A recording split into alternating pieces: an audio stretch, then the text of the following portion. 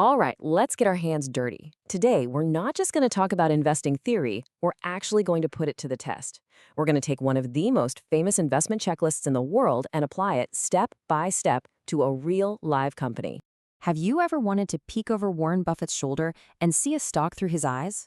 Well, today, we're going to do pretty much that. We'll use a simplified version of his famous checklist to take a hard look at a major U.S. bank, Truist Financial, ticker symbol TFC. This is going to be a practical look at how his framework holds up with real numbers. First things first. So before he even thinks about the stock price, Buffett wants to know one thing. Is this an excellent company? For him, a good business isn't just one that makes money. It's one that's consistently profitable and generates really high returns on the money that shareholders have put into it. And one of the best ways to measure this is something called return on equity, or ROE. Think of it like this. For every single dollar you, as a shareholder, have tied up in the company, how many cents of profit does the company spit out each year? Buffett, he typically loves to see companies with a consistent ROE of over 15%. It's just a great sign of an efficient and really profitable operation. So how does Truist stack up? Well, its return on equity is currently 8.09%. Okay, so this is our first piece of the puzzle. It's not a terrible number, but you can see it's quite a bit below that 15% benchmark that value investors get excited about. It suggests, a more average level of profitability. Let's just file that away and move on to our next check. Next up, financial health. You see, a great business can be completely wrecked by bad financial decisions, and specifically by taking on way too much debt. Buffett is famously allergic to a lot of leverage, so our second big checkpoint is digging into the company's balance sheet. The classic metric here is the debt-to-equity ratio. It's a really simple comparison. It tells us how much of the company is funded by debt versus how much is funded by the owners, the shareholders. A ratio over 1.0 means the company has more debt than equity, which is a double-edged sword. It can boost your returns, but oh boy, it can also magnify your losses. It's really just a measure of risk. And for Truist, the number comes in at 1.08. So what does that mean? It means the company is carrying just a little bit more debt than it has in shareholder equity. Now, for a bank, which is literally in the business of borrowing and lending money, this isn't totally out of the ordinary. But still, from a really conservative investor's point of view, it's a number that makes you sit up and pay attention. And now we get to the big one, the question that ties this whole thing together. Because look, you can find a fantastic company with a solid balance sheet, but if you pay too much for it, it can still be a terrible investment. This is all about valuation. Are we getting a bargain here, or are we paying a premium?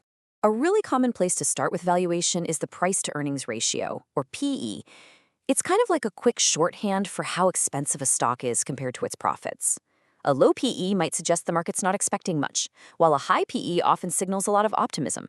But here's the thing. A PE ratio on its own doesn't tell you the whole story. Truist's current PE ratio is 12.67. So, what does that mean? Is that high? Is it low? Honestly, by itself, it's just a number floating in space. To make any sense of it, we need some context. We need to compare it to its own history. And this is where we find a really crucial clue. That current PE of 12.67, it's right in line with its average over the last year. But now, compare that to the 3-year average, just 2.98. Whoa. That tells us that right now, investors are willing to pay more than 4 times for Truist's earnings than they were on average over the last 3 years. But you know what? Even this is just a warm-up act. For Buffett, the real test of a fair price comes down to one single powerful idea. This quote just says it all, doesn't it? His whole philosophy isn't about hitting home runs. It's about protecting your money. And the way he does that is by demanding what he calls a margin of safety. And this brings us to the bedrock of his entire strategy. The margin of safety. The concept is actually really simple. First, you do your homework to figure out what you think the business is actually worth, its intrinsic value. Then you insist on buying it for a price that is way less than that value. That gap, that discount, that's your margin of safety.